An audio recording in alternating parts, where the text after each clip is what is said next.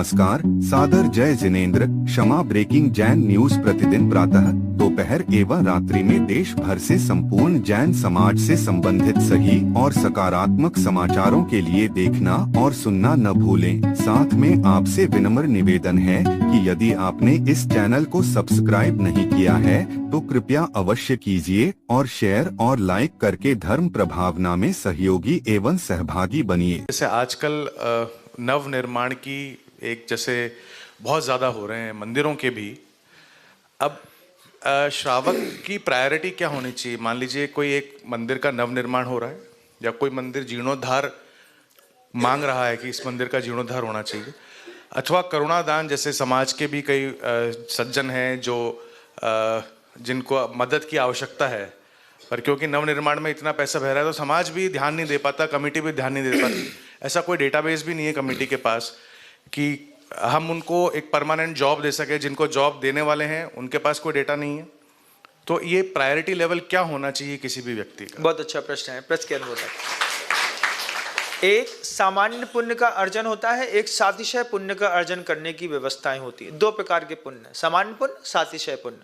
जब आप किसी बच्चे की मदद करते हैं, जब आप किसी गाय को रोटी खिलाते हैं, जब आप गौशाला खोलते हैं, जब आप जीव की रक्षा करते हैं, सामान्य पुण्य का बंध होता है। बिल्कुल सामान्य पुण्य का साता उदय में आएगी उसके कारण भी। लेकिन जब आप जिन बिंब का निर्माण करते हैं, जीर्णोद्धार करते हैं, प्रतिष्ठा करते हैं, तीर्थ वंदना करते हैं, इसमें आचार्य कहते हैं ये सातिशय पुण्य बंध का कारण है।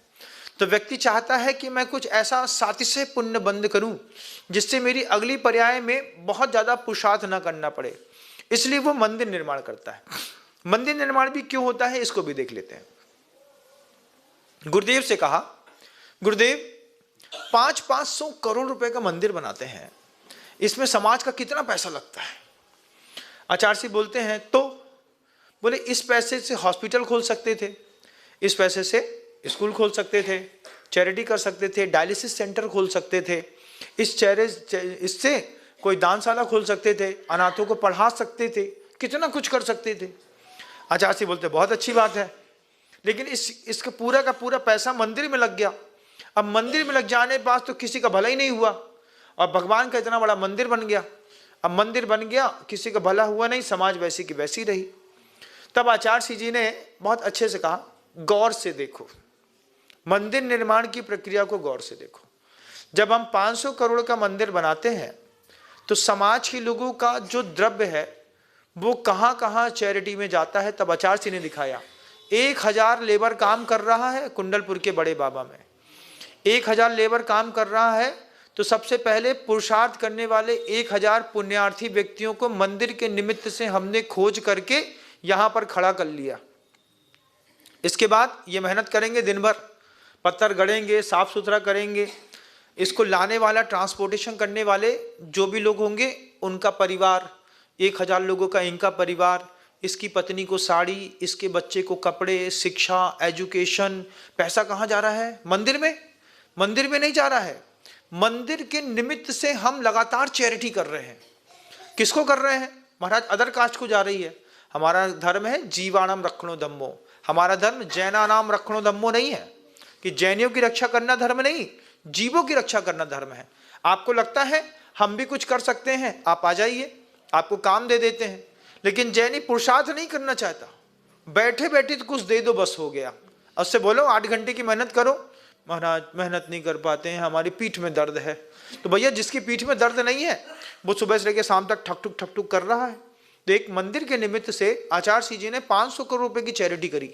500 करोड़ की चैरिटी में 1000 व्यक्ति, 800 व्यक्ति, 500 व्यक्ति अलग अलग मंदिरों में लगे रहे। उनका परिवार चला, उनके परिवार में स्त्री को वस्त्र मिले, भोजन मिला, अच्छी सुविधा मिली, उसने अपना मकान बनाया। तो आपका पैसा मंदिर का सहारा लेकर के कितने सारे लोगों में बट गया। क्या ये करुणादान, जीवदान नहीं है? ये दान है। तो पहले मंदिर निर्माण की प्रक्रिया में हम इस चैरिटी फंक्शंस को सबसे पहले देख लें।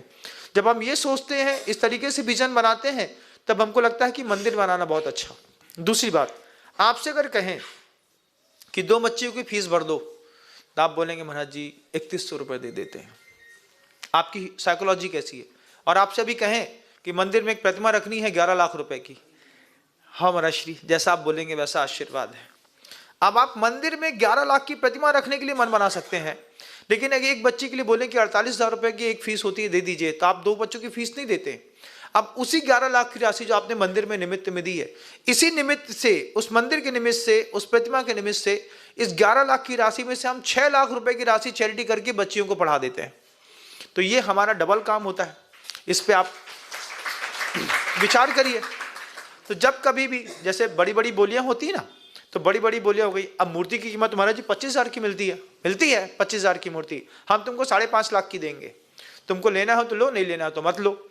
नहीं महाराज, हम अपनी लाके रख देंगे। यहाँ पे नहीं रख सकते, अपने घर में रख सकते हैं। यहाँ पे रखेंगे तो 5.5 लाख लगेंगे। अब 5.5 लाख रुपए की प्रतिमा आपने रखी, 25,000 की प्रतिमा आई, 1 लाख रुपए की हमने उसमें बेदी बना दी, 1.25 लाख रुपए मान लो उसमें बन भी गई। उसके बाद जितना पैसा लगा, वो सारे के सारे पैसे को हमने मंदिर में किसी और जगह लगाने के निमित्त से चैरिटी करके समाज का लेवल बराबर किया। आपका परिग्रह खत्म हुआ। यहाँ पर करेंसी शब्द करंट से बना है, जो प्रवाहित होती रहती है उसको करेंसी कहते हैं।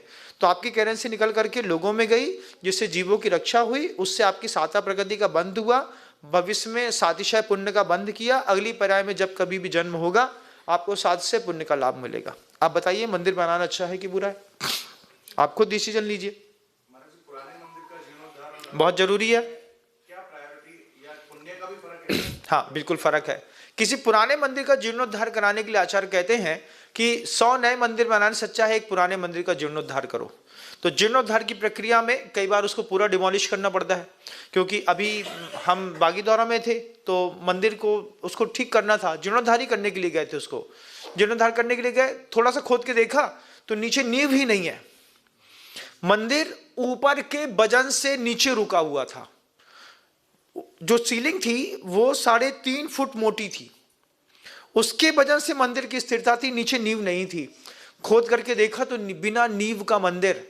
फिर पूरा का पूरा मंदिर खोला, गए थे करने जीर्णोद्धार, और एक नए मंदिर की कल्पना वहां पर ला करके हमको रखनी पड़ी। पूरा उसको पूरा हटा करके अब हमने वहां पर 15 फीट नीचे से पत्थर भरते हुए पूरी नींव लेकर के आए। अब हम 2 खंड का भवन बनाएंगे, वो जीर्णोद्धार हो जाएगा। तो जीर्णोद्धार पहली प्राथमिकता है। दूसरी प्राथमिकता है नवीन मंदिर निर्माण की। समाज को लगता है, समाज शिफ्ट होती है ना, जैसे यहाँ से नाका मदार चले गए, अब समाज वहां शिफ्ट हो गई तो वहां मंदिर की आवश्यकता थी, आपने मंदिर बना लिया। आपकी एक ऐसी प्रॉपर्टी हो गई जो अपने आप में एक वैश्विक मानक में ऐतिहासिक दस्तावेज आपने वहां पे बना लिया। अब समाज वहां शिफ्ट होगी तो वहां पड़ती रहेगी। पहले जीर्णोद्धार कर लीजिए। हॉस्पिटल, एजुकेशन, गौशालाएं, ये भी जरूरी है, लेकिन इससे एक भव का उद्धार होता है। मंदिर में अगर किसी को सम्यक दर्शन हो गया तो उसके अनंत भवों का उद्धार करने की सामर्थ्य जिन आयतनों में होती है। इसलिए पैसा पहला जब भी हम लगाते हैं तो पहले मंदिर में लगाते हैं, फिर दूसरी चीजों की ओर हम अपना ध्यान देते हैं।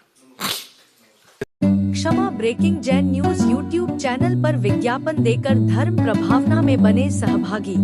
विज्ञापन देने हेतु संपर्क कीजिए मोबाइल नंबर 9026900740 एवं समाचार एवं वीडियो भेजने हेतु WhatsApp number 9335236222। Kshama breaking Jain news YouTube channel देखने के लिए आपको बहुत बहुत धन्यवाद। सादर प्रणाम, सादर जय जिनेंद्र।